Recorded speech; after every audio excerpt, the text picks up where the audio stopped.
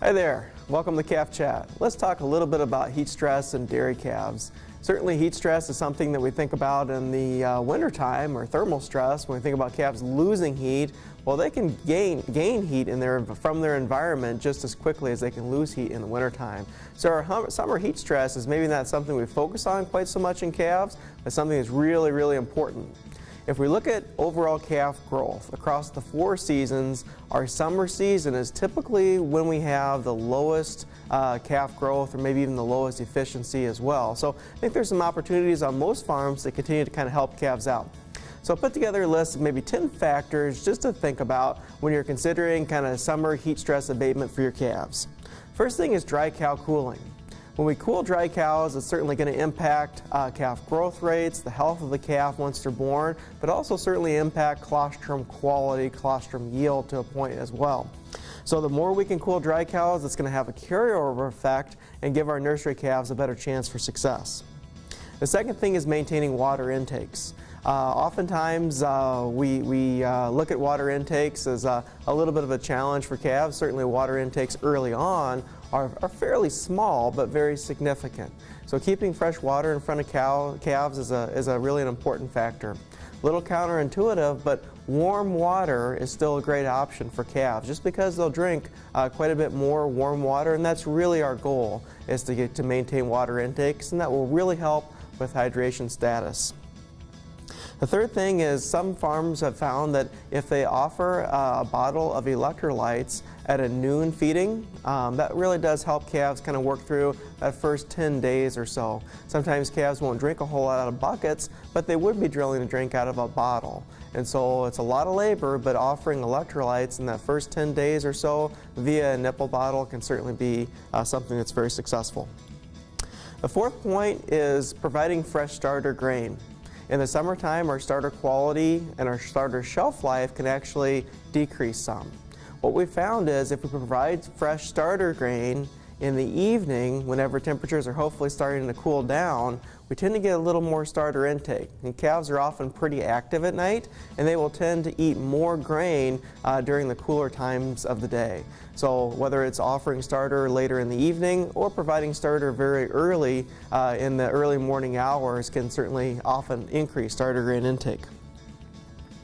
We think about facilities, a variety of facilities out there in the industry today. Let's talk about calf hutches first. We know that propping up the back of calf hutches can certainly be a great option to improve airflow underneath and through the calf hutch. What are some practical ways to do that? Well, we've seen folks that just take like a 4x4 post and just cut that into 1-foot sections and use those 1-foot sections to prop the hutches up. It's another great opportunity to use those old buckets that have the bottoms broken out of them or maybe leak, and so you can use those old buckets, prop those up underneath the back of the calf hutches, allow quite a bit of air to flow through. As we're talking about hutches, there's a variety of different materials that are made, they're used to make hutches. And what we're looking for is a material that is not translucent. We don't want that hutch to be able to allow those UV rays to pass through the plastic and really kind of warm the calf up excessively. Simple test is if you just take a nice bright flashlight, hold it on the inside of the hutch. If light comes through, then that's a hutch you should probably only reserve for winter use. That's a hutch that's probably going to warm calves up more than you really like to. If you do have those hutches and you have to use them, I would really strongly recommend shade cloth, or some people are actually just taking used siloplastic, placing that over the hutches, and then throwing some gravel up on top of that siloplastic to hold it down so that it doesn't blow away in the wind. So just some simple kind of techniques there. The sixth point here is maintaining dry bedding. We've talked a lot about water intake. The more water these calves are going to consume, the wetter bedding is going to be. And sometimes on these humid days, especially with large rainfalls, we're just not getting the drying that we like to see. So really need to be checking hutches often and maintaining dry bedding. I think that's often a piece that we kind of miss when we kind of work through these summer months, as we just don't get quite the drying that we normally would in the wintertime.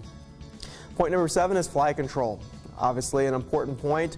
We like to use an integrated approach where we use maybe Clarifly in the milk and the starter, Primus spray, and then really making sure we're keeping any organic matter cleaned up or at least disturbed once a week in order to minimize the populations for places for flies to grow in.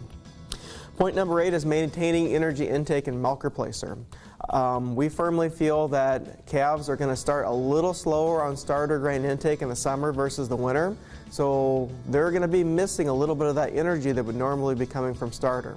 So one strategy that we found that would be very successful is to maintain energy intake by adding a little bit of energy to the milk replacer. So a little bit higher fat feeding seems to really help calves, especially early on, kind of work through some of those challenges. Often their disease load is a little bit higher, whether it's due to flies or just the environment just being really humid, but heat stress calves with a little higher disease challenge are going to need more energy, and that's probably going to have to come from the milk because starter intake is a little bit lower. Point number 9 is really recognizing that the pathogen load, as we talked about, is going to be greater. Oftentimes with freezing conditions in the wintertime, a lot of the bacterial populations are decreased. But in warm, wet conditions, bacteria populations can really increase. If a calf is a little stressed from heat, then she is more susceptible to those pathogens, whether it be bacteria, viruses, or protozoa. And then with the heat stress and potential dehydration, the scours just become even more critical in terms of calf health. Final point here is air quality in facilities, specifically transition facilities.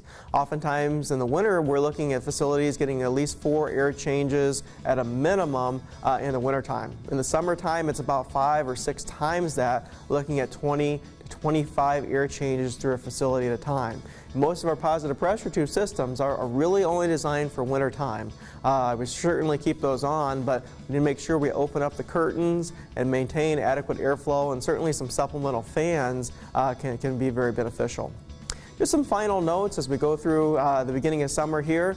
Make sure you have an action plan in case you lose power. Make sure generators are in place. Also, this is a time whenever we have some significant storms, make sure hutches are tethered down so they're not blowing away, and that we have some good plans in place as far as that goes. With your curtains, make sure that if you can see that a big thunderstorm is coming, it may be a time to make sure that everyone knows that they need to raise the curtains up, at least on the side of the barn of the prevailing wind, to keep the rain from coming into the calf barn. And then make sure those curtains get rolled back down as soon as that threat of storms has passed. So good luck with the summer and working through and making sure we understand that heat stress is an important aspect of calf rearing. And as always, consult Vita Plus if we have any options to kind of help you out. Thank you so much.